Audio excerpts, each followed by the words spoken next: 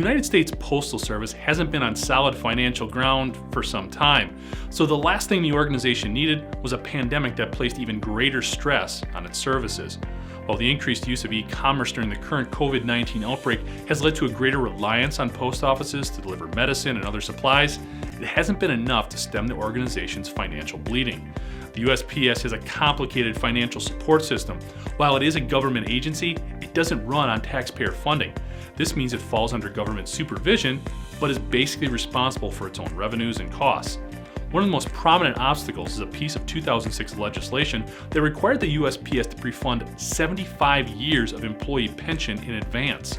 According to a report on BusinessInsider.com, the organization is facing over $11 billion in debt. An overall decline in postal use recently led House Oversight Committee Chairwoman Carolyn Maloney and Representative Gary Connolly, who runs the subcommittee that oversees the Postal Service, to state that the USPS could run out of operational funds by June if Congress fails to act. The duo is calling for $25 million in emergency funds.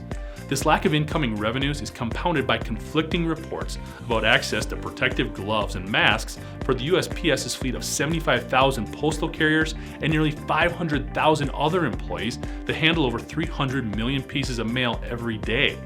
As of this recording, the USPS has seen 259 of their workers already test positive for COVID-19, along with 2 deaths.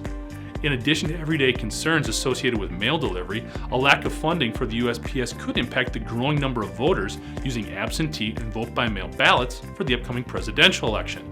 The recent stimulus package signed into law by President Trump offers some possible solutions in the form of $400 million in election assistance grants for states.